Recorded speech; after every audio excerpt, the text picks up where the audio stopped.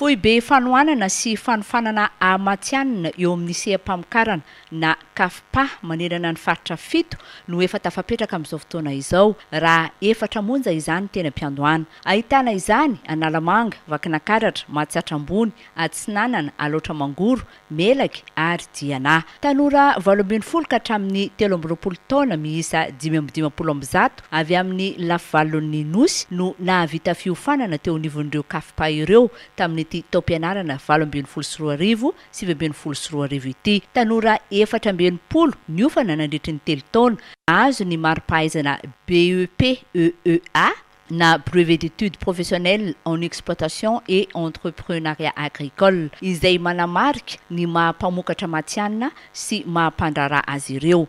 Tanora 140 kosa ireo niofana nandritry ny 2 taona tamin'ny fifehezana ny teknika mpamokarana sy ny tetim-pamokarana ka notolorana ny takelaka manamarika ny mahampamokatra matianina na CPEA, certificat professionnel en exploitation agricole.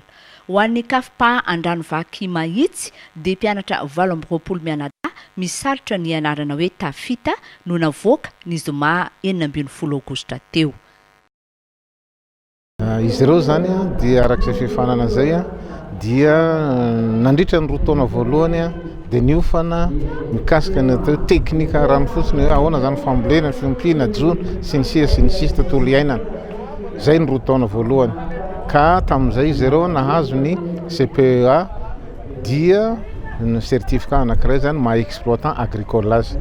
Fa ny fahatelo taona zany areto tanora nivoaka androany zeto dia navita n'le fahatelo taona ka nazahoany an'le brevet. Tamin'io fahatelo taona io indray izy dia niofana manokana mikasika ny fitantanana ny raharaha, zany hoe maha mpandraharaha azy.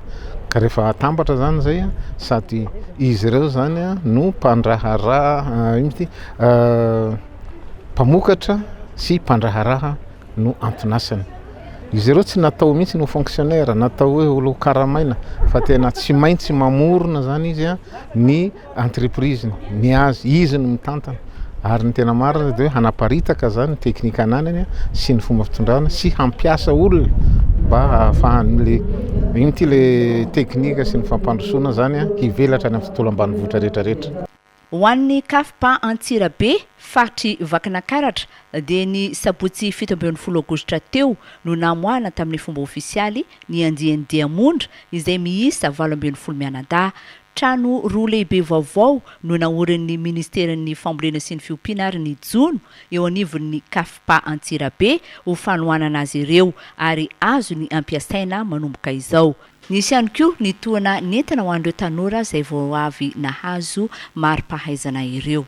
Nahavaly ny etahitan'ireo tanora ny fiofanana noraisiny tao amin'ny Cafpa ka ahafahan'izy ireo isehatra mba ho fitaratra eo amin'ny fampiarana ny teknika mpamokarana mahomby any amin'ny faritra misy azy ireo avy.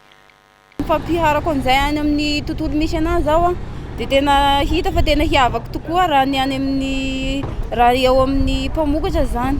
Satria iaho no nieritreritra hoe iaho no fitaratry ny tansaha any aminay. Satria raha ny fambolena hatramin'izay dia ny fambolena nentim-paharazana no tena fataondreo. Fa amin'ny iaho zao zany ny tena hanomboka ny ara teknika. Zany hoe volomangahazo, oklavaky.